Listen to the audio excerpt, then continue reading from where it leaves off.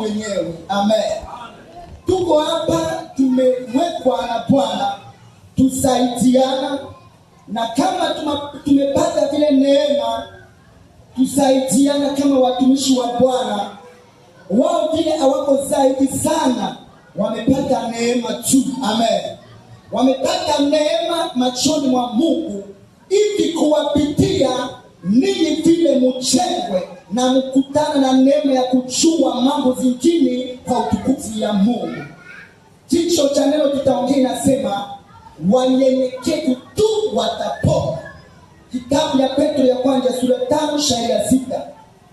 Na mwingine atafungua katika kitabu ya Isaya 57 kuanzia 15 mpaka 16. Petro ya kwanza sura 5 shairi ya 6. Tunasoma Petro ya kwanza sura 5 shairi la 6 kwa jina la Yesu Kristo. Amen. Mujinyenyekeze basi chini ya mkono wa uwezo wa Mungu, ili awatukuze ninyi kwa wakati wake. Amina. Amen. Tutasoma Isaya na tunakaa chini. Asante sana. Mungu anawapenda sana. Unakaa na heshima ile yote.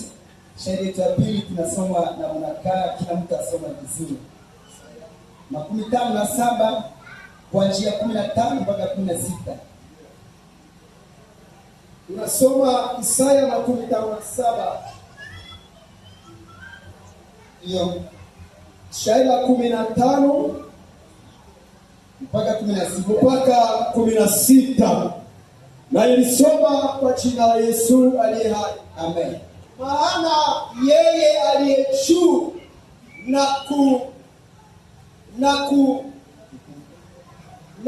kutukuka, maana yeye aliye juu na kutukuka, anayekaa kwa milele, na jina lake ni mtakatifu, anasema hivi: mimi ninakaa pahali pa juu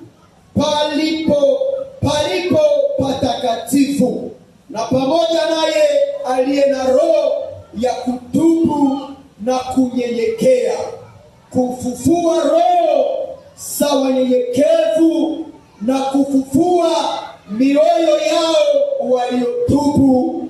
Amina. 16.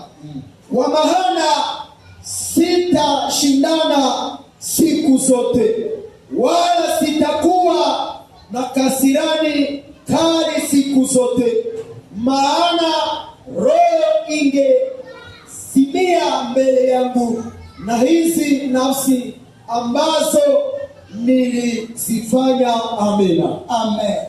Sio hapa Roho Mtakatifu anaenda ongea na kila mtu kiasi cha imani yake, na atamtafsiria kila mtu kiasi ana hamu asaidiwe. Amen. Biblia inatufundisha juu ya unyenyekevu. Mungu anakaa mbinguni, anakaa rohoni mwetu kwa imani, naye ni mtakatifu, naye si kama mwanadamu. Mawazo yake ni mema kwa ajili ya yote wanaompenda, na furaha yake ni pamoja nao wanaompenda na kumtegemea. Lakini njia yake si pamoja na wenye kiburi. Amen. Njia yake si pamoja na wenye kiburi. Wanaweza ishi katika neema ya watu wote, lakini njia yake si pamoja na wenye kiburi. Anapendeza na wanyenyekevu, anatukuza wanyenyekevu, anaonesha furaha yake kwa wanyenyekevu. Kwa sababu gani? Yeye ni Mungu mtakatifu, mumba mbingu na dunia, anakaa milele mtakatifu, naye mwenyewe ananyenyekea kwa ajili ya mwanadamu. Amen. Naye mwenyewe ananyenyekea kwa ajili ya mwanadamu, na pale katika upendo wake, sauti yake inatuongelesha, anatuzungumzia, anatuonya na sauti ya unyenyekevu, na sauti ya huruma, na sauti ya upendo, na sauti ya kuweza rudisha kila mtu akuwa wima, maana anapenda watu wake. Nyenyekeeni chini ya mkono wa uwezo wa Mungu, ili akuinua kwa wakati yake, hapana kwa wakati yake. Amen. Nyenyekea chini ya mkono ya uwezo wa Mungu, ili akuinua kwa wakati anataka, hapana wakati unataka. Kwa kukosa kujua siri hii, watu wengi wanaingia erehe, watu wengi wanatangulia, wanashindwa kuchunga wakati ya Bwana, wanajitafutia wajiinua mwenyewe machoni mwao, na saa ya Baba hajatimia kwa ajili yao, inawaingiza katika hatari. Amen. Sema Mungu unisaidie. Sema Mungu unisaidia, niwezeshe nijua kuchunga muda yako na roho ya unyenyekevu. Watoto wa Mungu, Mungu ana wakati ya kufanya na kila mtu, lakini chunga wakati yake na roho ya unyenyekevu na kuheshimu Mungu, na usimkosea. Uone yeye mbele yako mchana na usiku, usiku umuone, mchana umuone, wakati ya machozi umuone, wakati ya uchungu umuone, maana yeye ana yote ya maneno yako mkononi mwake. Amen. Mbali naye hatuna zingine, maana yeye njoni njia, yeye njoni kweli. Amen. Nyenyekea chini ya mkono ya uwezo. Uwe mdogo sana akuwa baba, na ukubali uongozi wake. Usikubali wewe kuongoza Mungu. Watu wengine wanaongoza Mungu. Mungu, sasa fanya hivi, sasa fanya hivi, sasa kama pana fanya hivi, mimi sifanya hivi, sasa timiza hivi, kama pana timiza hivi, mimi sifanya hivi. Unashindana na Mungu huko na. Amen. Mungu sio mtu wa jamii yako ya wazigo.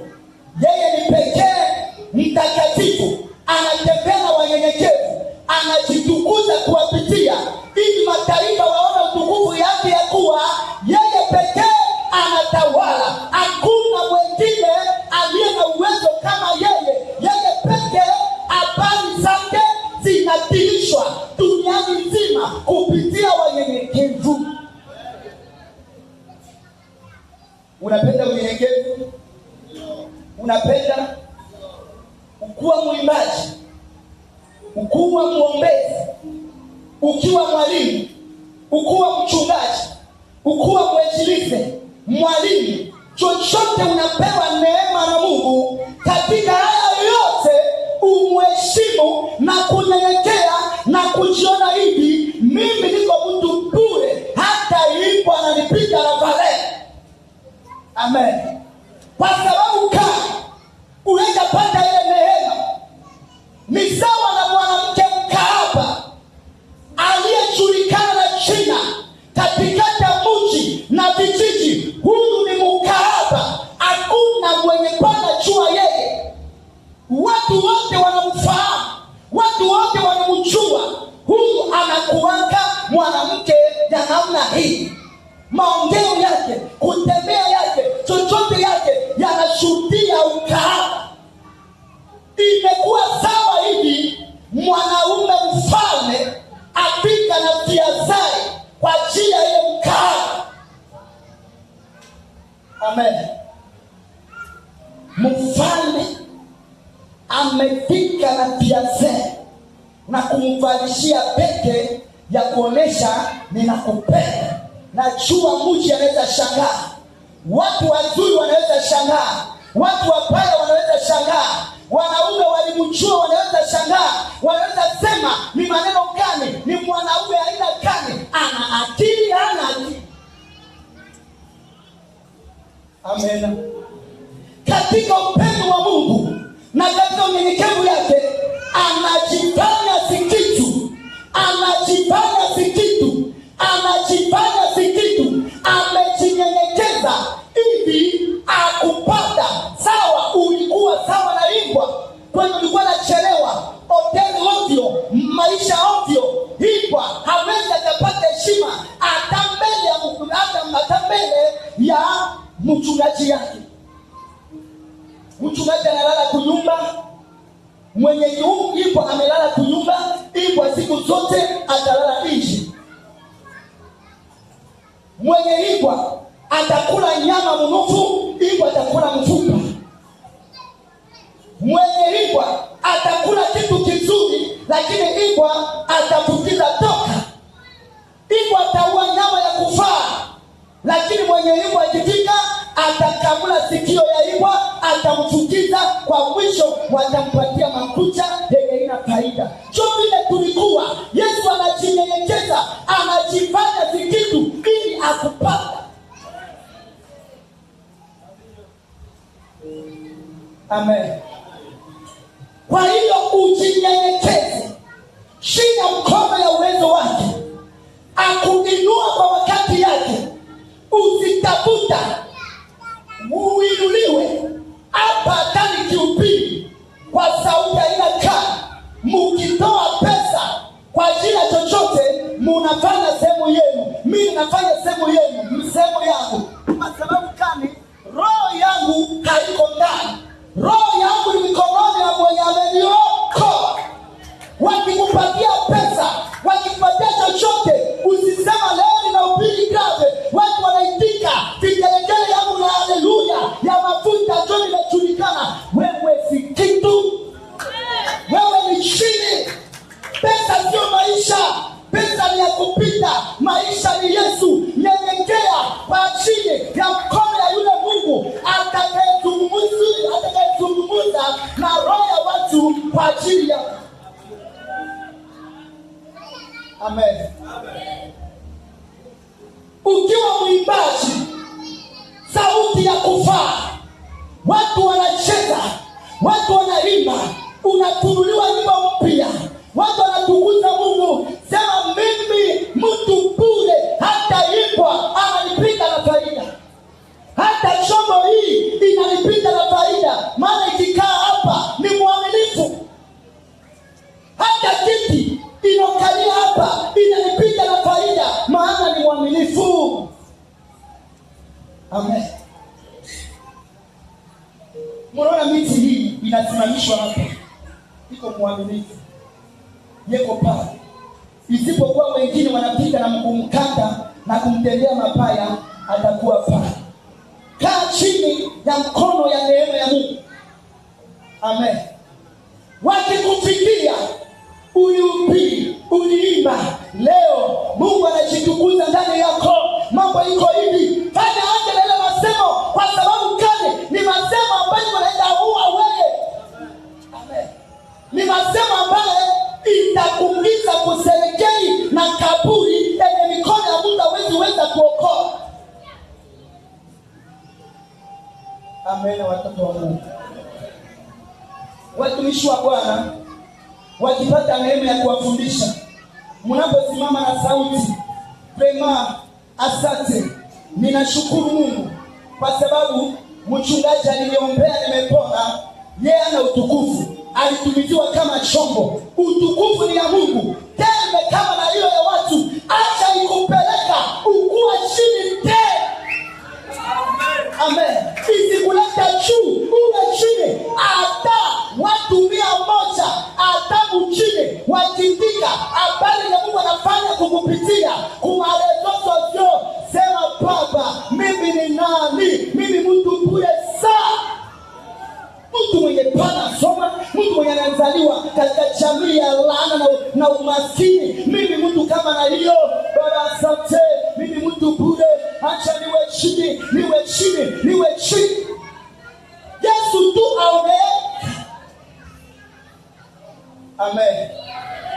ulienda kuombewa, umepona, umeona mkono wa Mungu, unaacha kumshukuru. Usema niliona kupitia watumishi, haionesha tuko zaidi, iko tu neema ya Mungu. Tunahitaji kama na nyinyi, tunajaa vile kama na nyinyi, tunalala vile kama na nyinyi, lakini iko tu neema. Kila mtu anafanya Mungu anasema hapana, pamoja na roho ya kushuka. Amen kabisa.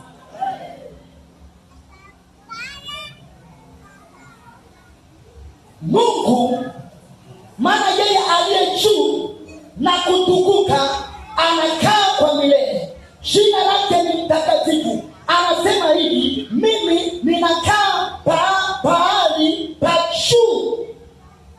Anakaa pahali pa juu. Jina lake ni mtakatifu. Anatukuka sana. Anakaa juu. Anakaa juu. Anakaa juu. Maana gani? Yeye si mwanadamu. Anajinyenyekeza hata macho yake kwa kutazama wale walikuwa na roho ya kunyenyekeza. Uliza na yeye pembeni yako, unabeba roho ya namna gani ndani yako? Amen. Unabeba roho ya namna gani ndani yako? Tusijitapa na masemo ya yote. Kanisa hii ikikenya funguliwa iko katika upendo ya Mungu, katika unabii yake. Alisaona kutakuwa na kundi fulani watakuwa natokea na jina kanisa litakuwa hivi, ndani yake itakuwa hivi, na kutakuwa na wewe na mie na wanani, watu kama na hivi watakuwa wenye walionelewa, watapata neema. Amen. Ya kuhubiri habari njema ya ufalme wa Mungu duniani kote ni neema. Tukipata neema ya kuhubiri habari njema ya ufalme wa Mungu duniani mzima, tusijitapa, tushuke chini, tusema Yesu simama, simama. Sisi hatuna nguvu isipokuwa wewe. Watu wakiokoka, matajiri wakiokoka, wazee wakiokoka, watu wa masiri wakiokoka, hatuna sehemu ya kujiinua juu ya kiti ya Mungu. Kuna mmoja alitafuta kukaa juu ya kiti ya mkuu yake, kutoka mbinguni, na mahali amekuwa hana sura, amekuwa hofu kwa sababu ya kiburi. Unachamua Mungu atumike ndani yako, ni vizuri.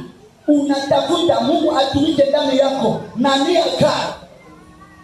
Kulikuwa sasa tulisemanga basi moja fulani, nilienda kaomba kukilima na nikakutana na watumishi wazuri tu kwa sura, kwa mwili wamekuwa watu wa kuheshimika, lakini ombi yenye walienda omba ilikuwa hivi, idadi yake namna watumishi, wakati mtu mwingine anaomba, mwingine anaomba, wakati ya repo mnaweza kukutana na watumishi, mnaweza ongea, kila mtu na mambo yake.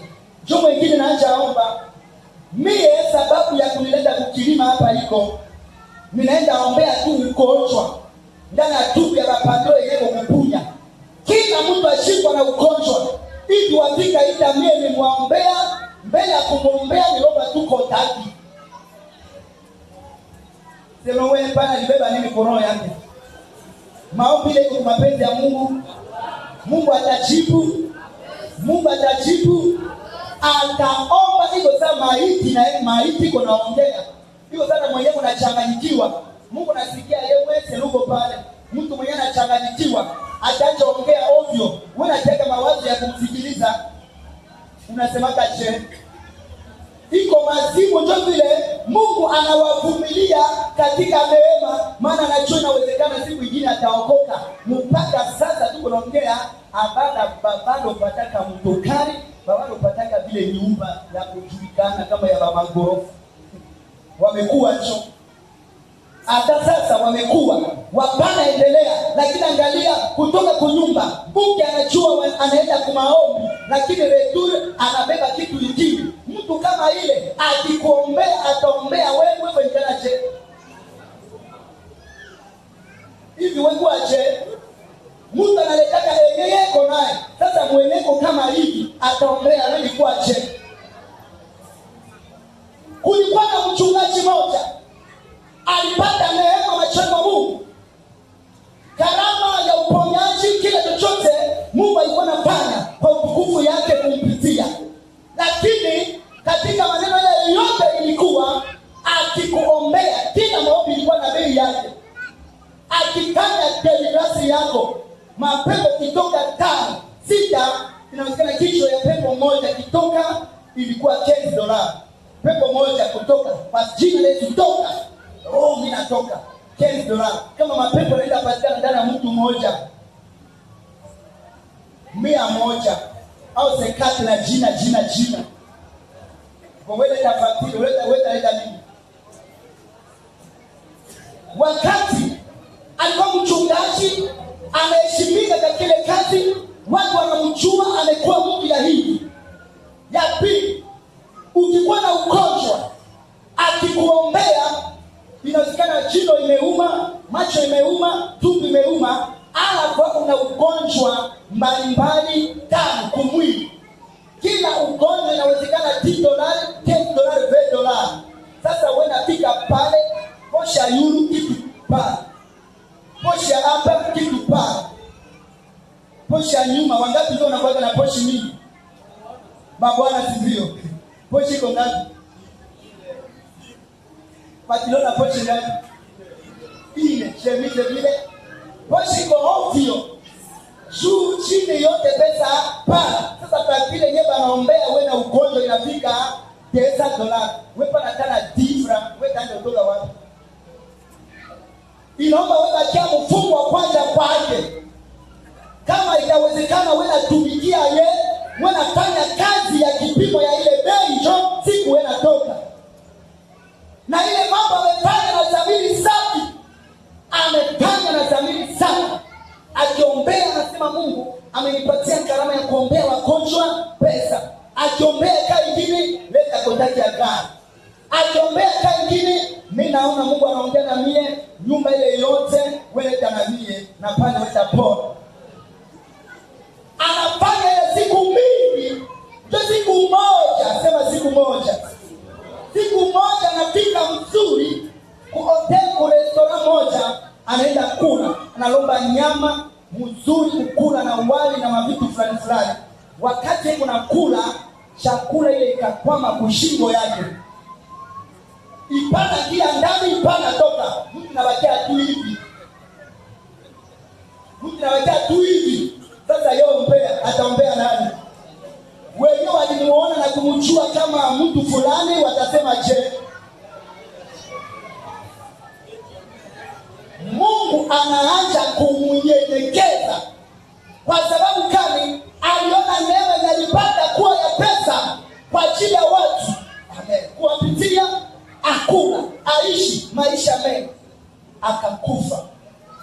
Wakati akakufa, pale chakula inafunga shingo. Mtu anazimia, anakufa, anakata roho pale, anakufa. Wakati anakata roho na kukufa, mwili anajikuta fasi fulani. Mahali anajikuta, anaangalia mwanaume mmoja yuko mrefu, sura yake imengazwa kuliko jua. Amen. Sura yake ni meupe, mavazi anayo ni meupe. Wakati amefika, anaona ile mtu, anasema bwana wako. Mwanaume anasema nani bwana yako? Siko bwana yako.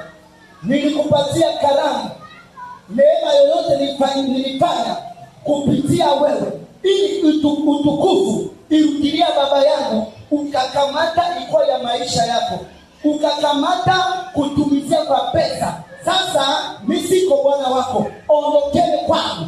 Wa malaika wawili ya nyeusi, wenye macho yao yanang'aa, wenye macho yao imekuwa vile ruje na katu ya nyeusi mwili yao, wakapika na kumkamata katika mahali pa kulia na kusaka meno. Anaenda tazama juu, Bwana, kwa nini nimefika hapa? Ulikuwa mtumishi, ulikuwa mtu fulani, lakini ulitumizia sawa unataka.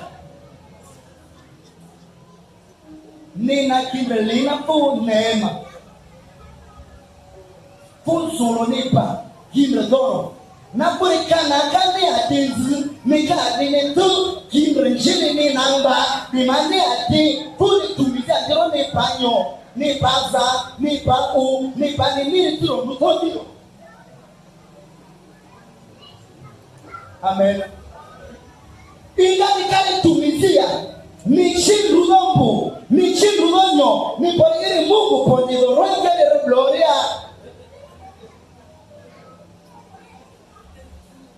Amen. Mungu poligiri de gloria.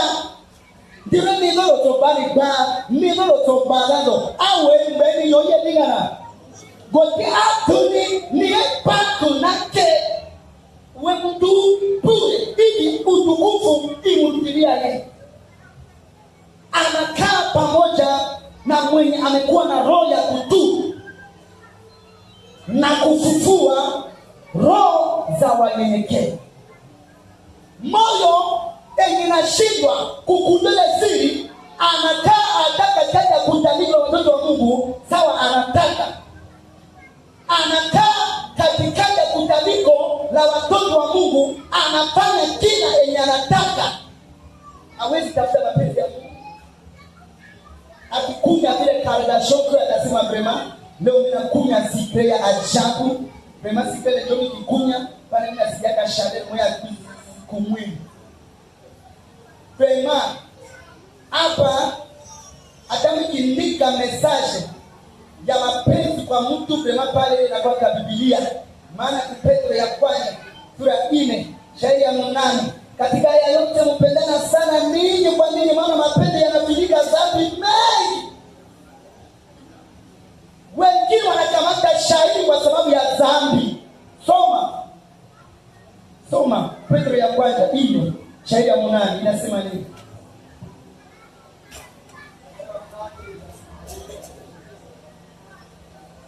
Petro ya kwanza sura 4 shairi la 8 nasema hivi. Kwa jina la Yesu Kristo. Amen. Zaidi ya maneno yote mpendane sana ninyi kwa ninyi katika maneno yote, kwa sababu mapendo yanafunika dhambi nyingi. Amina. Anakamata kitati shairi kwa funguo kwa ajili ya dhambi. Maana mapendo yanafunika dhambi ngapi? Yote. Akiisa zoea ya kwanza, ya pili, ya tatu, ya nne inafikia maisha yake atakunya atakanisa katika kutani kwa watoto wa Mungu yeka fika na yeye sasa kunya tatengo. Yeka fika na yeye sasa kunya sereke. Amen. Atafika na anaanza fanya je? Mambo yakiendelea atazidi na kuishi kusambre. Kuzidi pesa yanapata kutoka kule moja ya ATM ile moja ya usherati yake anapeleka kumembo. Anafanya masabiri safi kwa sababu kame mioyo yake imeinuliwa juu ya Mungu. Lakini kiinuliwa juu ya Mungu wakati atakupindula uliza na Lucifero yeko wapi? Yeko wapi? Yeko wapi? Yeko natafuta njia pana. Na amenyeka tu pa. Maisha ya dhambi inarudilia mtu iko maisha ya kila siku kama na kalanga. Akikutana mwingine maonjo anatia. Mwingine maonjo anakula. Mwingine maonjo anazoea lezoea dhambi zoea na kuile kikwi nikalala na nema nikalala na nzima niko mwisho kaka sieduma fuliro ni chumzaro azimiti jadi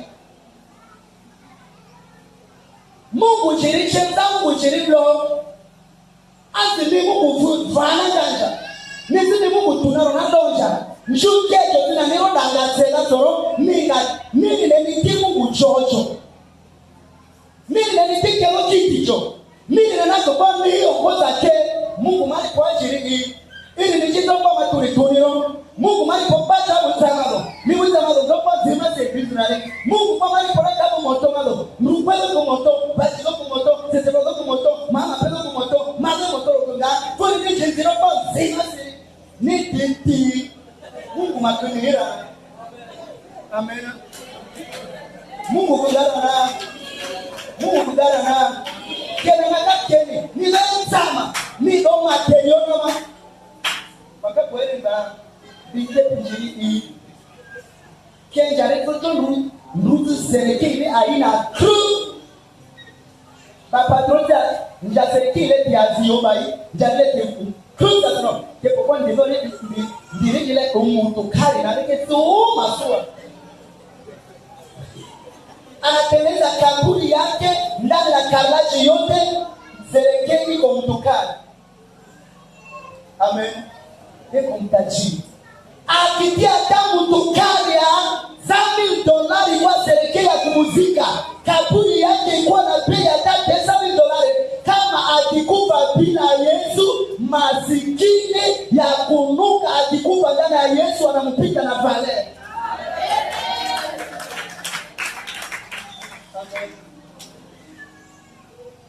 Mungu anafanya mzuri, anaanza kukutakasa na kuenda na wewe pole pole. Sasa unaacha kangalana na Mungu. Ukikangalana na yeye uende wapi? Mungu ni tuni junja runga dizira Mungu na runga junja tutimalika na kemale koni. Amen. Kemale koni ndo nazo ni na ke usonari kwendina inati. Kuta eka ndendi ndo rafiki. Kuta badizike njinjikena. Mungu tuni, Mungu wezeshani, Mungu krone kilo ni nyonzo. Achune na leto tuni matuna kuruke gugu. Mungu batoto koko. Lakini nina ili njawakati na chuma ni chuna ni zani chune. Amen. Atani wengine wanajua katika waimbaji jivazo wepana jua. Amen. Hivi tu wengine bila wafanya waweza saidiwe, lakini kila mtu akijua nani atanyenyekea kwa nani? Mimi najua, wewe najua, huyu najua. Tunajua ni vizuri kiasi Roho Mtakatifu anatuangazia, lakini tujinyenyekeze ili kila mtu asaidiwe. Amen. Kwa utukufu ya Mungu. Kwa kukosa kujua hapo ile watu wanacheza na dhambi. Atenda na ile hewa kidogo inapita kila mtu. Kitabu ya Mathayo 16:27 inasema nini? Kila anayekuwa na roho ndani yake anajihukumu, anajua maisha yake, anatambua hali yake. Mungu atutenda nalo. Ndizi kila mtu tina nalo ova divari kila mtu ndalo jale jone kanisa ndito jumba. Lakini Mungu nosulosina teni sofe na leko mazali baibienza. Inasema je? 16:27 inasema hivi kwa jina la Yesu Kristo. Amen. Kwani mwana wa watu atakuja katika utukufu wa Baba yake pamoja na malaika zake, na alafu atampa kila mtu kwa kadiri ya matendo yake. Amina. Chino Ufunuo 12:12 12 inasema hivi kwa jina la Yesu Kristo. Amen. Tazama, ninakuja upesi, na mshahara wangu ni pamoja nami, kulipa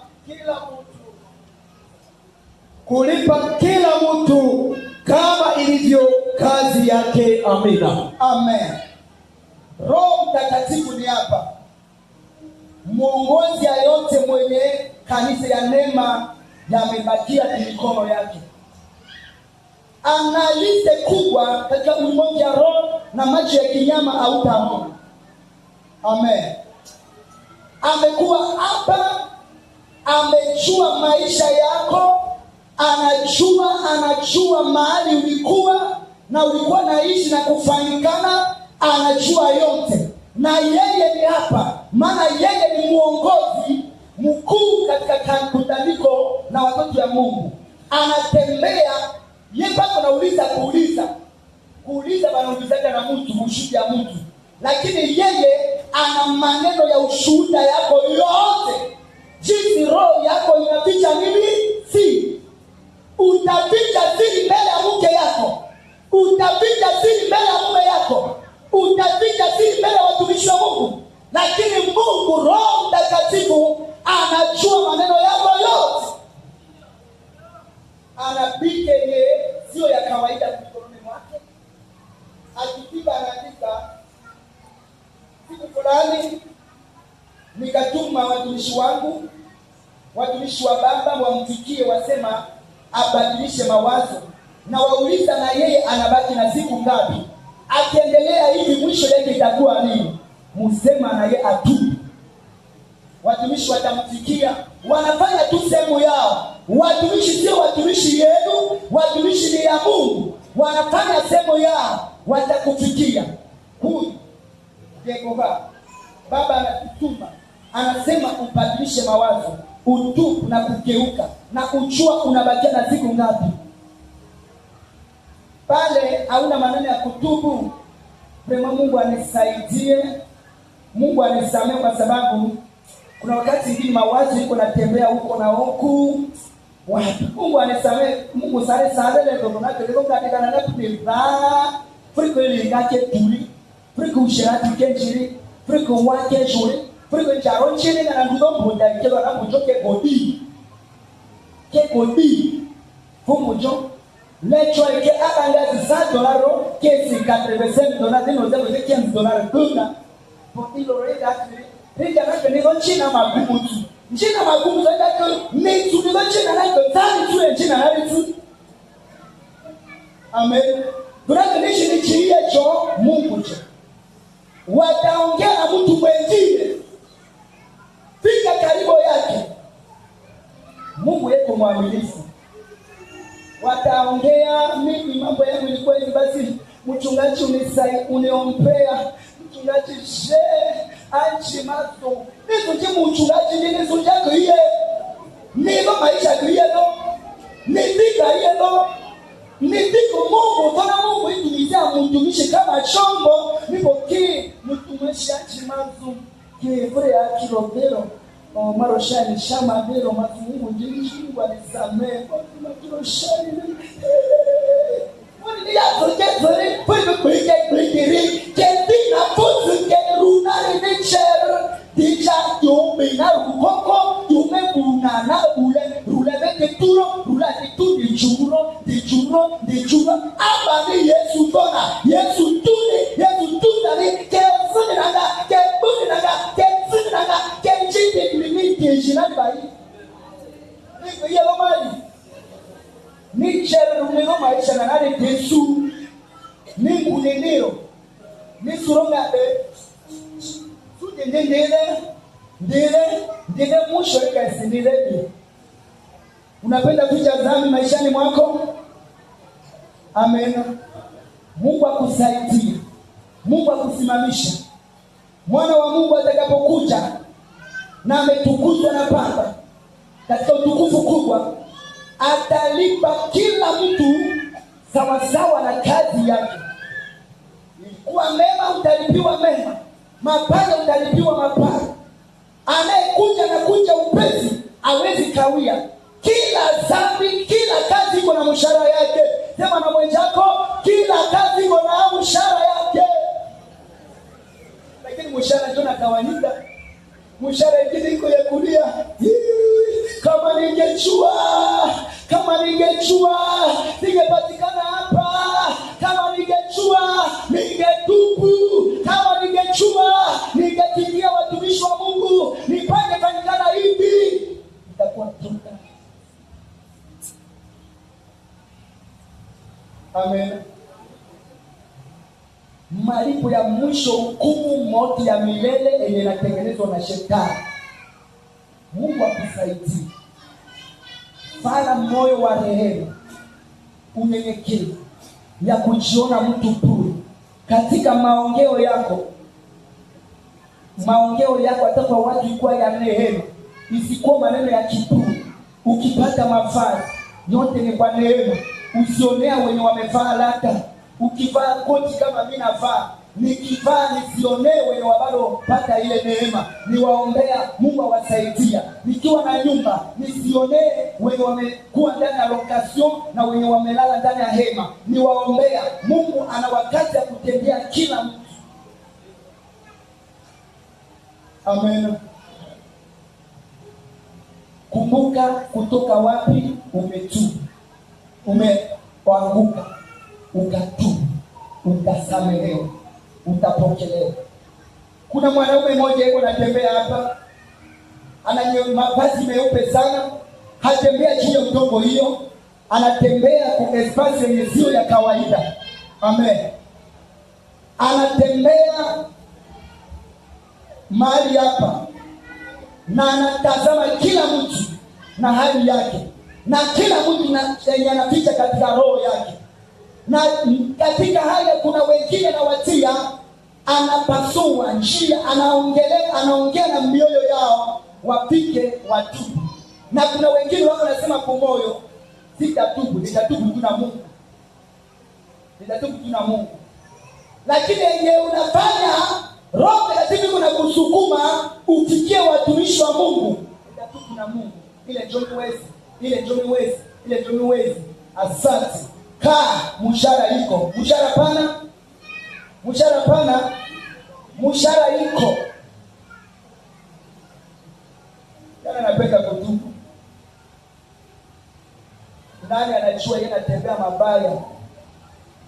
Anapoteza neema yenye Mungu anakunemeshia naye kwa sababu ya maneno ya mwili. Hatembea sawa, mawazo yake si sawa, anaishi maisha ya siri. Ulikuwa unatupita kazi ya mkono kwenye all kule, maibo inapika, unaona mwili kiko cheche, unatia kokosho, unaiba. Bado mwenyewe wako hapa. Pesa ya mtu ulikuwa na ushiza inapita ukitu yako, pesa yako ilifika 5,000 francs, anapitisha 1,000 francs, wewe unanyamazia. Leo unapata bahati, unaingiza magumu kwa kazi yako. Sio maneno ya mtu. Kila mtu ana roho ya kujiwazia. Kila mtu wakati hii neno hilo linapiwa, neno liko kama na kio. Kila mtu yuko anaangalia maisha yake. Kila mtu yuko anaangalia maisha yake na mavazi yake yote. Mataifa yote watakutanika mbele yake. Mataifa yote watakusanyika wote.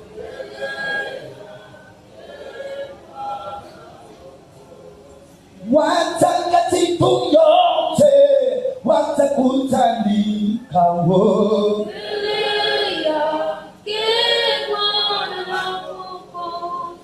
Waliosamehewa dhambi watakusanyika wote.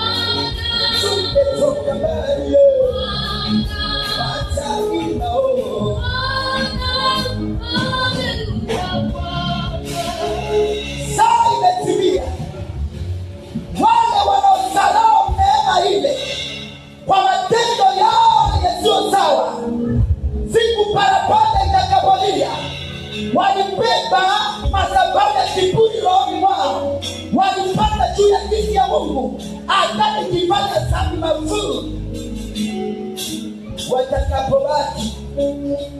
Watakapotafuta msaada, hakutakuwa na msaada. Watatafuta seminari, haitapatikana tena. Watatafuta mikono, watumishi wa Mungu wangepona. Neema itakuwa imefunga. Mungu atakuwa anatoa siku yake, anazoona neema yake, mlango ya neema ya mbinguni amefungwa, dunia inawekwa mikono ya shetani, itakuwa kwa nini ufiche maneno yasiyo sawa katika maisha yako, kwa mwisho ukosa mwili? Kwa nini utembea kiburi? Unabeba kiburi, moyo wa kutokujinyenyekeza, unabeba vile sura ya Yesu kidogo, kwa mwisho uenda potea. Faida gani? Bakikuletea wewe dunia, bali ina faida yake yote, lakini upoteza uzima yako, itakuwa na faida? Inasimama tu. Leo ni siku ya neema.